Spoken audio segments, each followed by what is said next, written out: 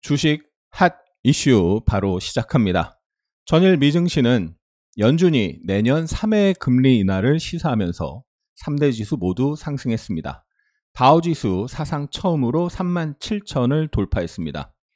코스피는 미 연준의 정책 전환 기대감 속 미증시 상승과 외인 기간 양매수 속 1.3% 상승했습니다.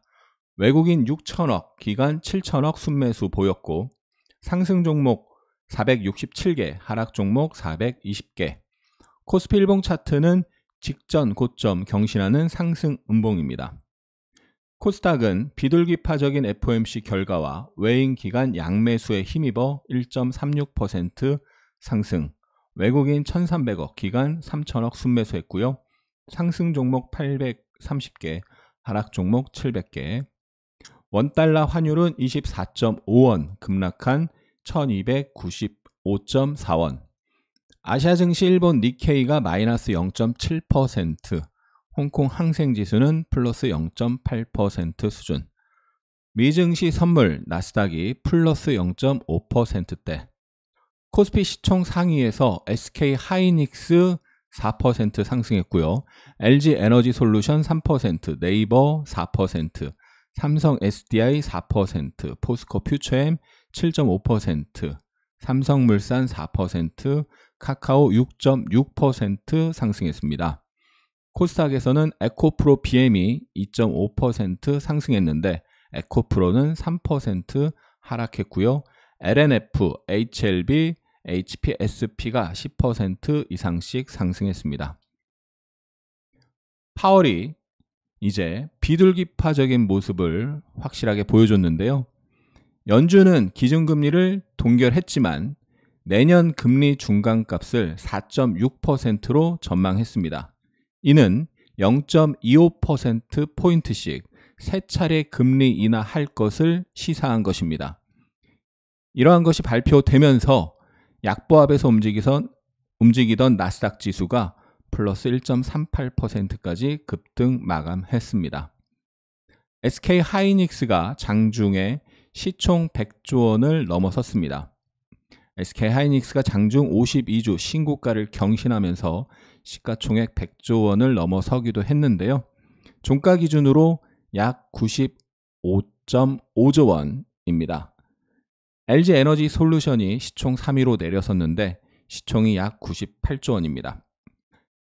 SK 하이닉스가 지난해 1월 27일 LG 에너지 솔루션 상장 이후 처음으로 시총 2위에 올라선 것입니다. 의미 있는 신고가인데요. 잠시 후 차트 보도록 하고요.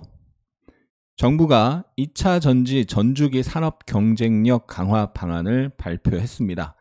2030년에는 2차 전지 시장 규모가 3,976억 달러로 성장할 것으로 예측했고 같은 기간 메모리 반도체 시장을 2,073억 달러로 전망한 것으로 볼 때 2차 전지가 메모리 반도체 시장을 넘어설 것으로 전망한 것입니다.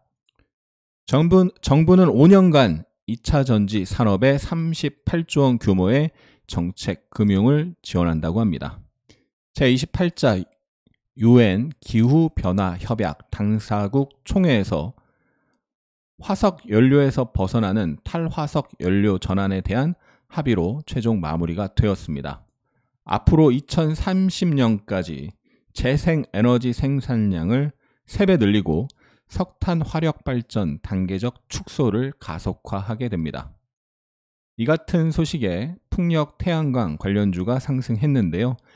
HD 현대에너지 솔루션이 17% 급등했고 CS 베어링, 태웅, CS 윈드 등이 5% 이상 상승했습니다. 산업통상자원부는 14일 첨단 로봇 산업 비전과 전략을 발표했는데요. 2030년까지 민간 합동으로 3조 원 이상을 투자해 기술, 인력, 기업 등 경쟁력을 강화한다는 계획입니다. 또한 2030년까지 국내 모든 산업에 100만 대 이상 로봇을 보급하고 지능형 로봇법을 전면 개편한다고 합니다. 로봇 관련주가 상승했는데요. 다만 전체 시장 대비 아주 강하지는 못했습니다. HLB가 공매도 금지 속 신약 허가 기대감으로 16% 상승하면서 신고가를 기록했습니다. 최근 HLB 공매도 잔고가 줄어드는 쇼커버링 징후가 나타나고 있고요. 코스피 이전 상장을 위한 전자투표가 진행되고 있다고 합니다. 잠시 후 차트로 신고가 흐름 확인해 보고요. 툴젠이 유전자 가입 플랫폼을 발표하면서 장중 급등을 했습니다. 유전자 가입은 비정상적 유전자를 자르거나 편집해 유전 질환을 근본적으로 치료할 수 있는 기술로 세계적으로 주목받고 있는 기술입니다. 툴젠을 비롯해서 유전자 가입 관련주들이 상승했습니다. 클리노믹스 12%, 마크로젠 6%, 엠젤솔루션 5% 상승.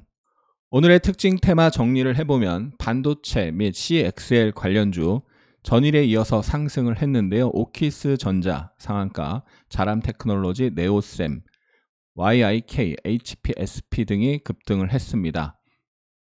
다만 최근에 많이 올라간 반도체 관련주는 차익 실현 매물이 출회되는 모습이 나타났고 덜 오른 종목들 위주로 상승을 했고요. 2차전지 전주기 산업 경쟁력 강화 방안 발표 관련해서 STX, LNF, 성일하이텍, 포스코 퓨처엠 등이 상승했고요. 의료 AI 관련주 코어라인 소프트, 클리노믹스, 딥노이드, 루닛 등 상승했습니다.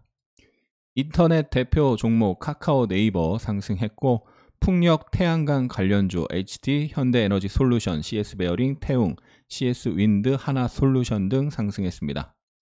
오늘 코어라인 소프트, 국동, 스톤브리치 벤처스, 컴퍼니 K, 원익큐브 등이 상한가를 기록했습니다. 코어라인 소프트는 루닛의 유방암 특화 AI 플랫폼 기업 인수 속에 관련해서 상한가를 갖고 스톤브리치 벤처스와 컴퍼니 K는 투자사 업스테이지 자체 개발 거대 언어 모델 솔라 1위 평가 소식 속에 상한가를 갖습니다. 오늘의 신고가 종목 HLB가 공매도 금지 속 신약 허가 및 코스피 이전 상장 기대감 등에 16% 급등을 했고요. 바닥을 다지고 박스권을 돌파하면서 52주 신고가를 돌파했는데 거래 대금도 3,700억 터지면서 의미 있는 신고가를 기록한 모습입니다. 네오셈, HPSP가 반도체 관련, CXL 관련해서 신고가를 기록했고 SK 하이닉스가 4% 상승하면서 신고가를 기록했는데 최근 박스권 흐름을 보이다가 거래가 2배 이상 터지면서 신고가를 기록한 종목이고 코스피 200 대형주 중에서 가장 견조한 흐름이라고 볼 수 있겠고요.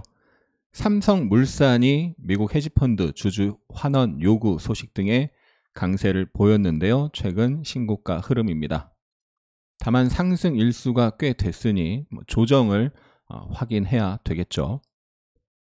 가장 중요한 트레이딩 규칙은 공격이 아니라 수비를 잘하는 것이다. 좋은 트레이더가 되려면 감정을 배제하고 기계처럼 거래해야 한다. 항상 추격 매수 조심하시고 성공 투자하시기 바랍니다. 이상 하승훈의 주식투자TV의 하승훈이었습니다. 구독, 좋아요 감사합니다.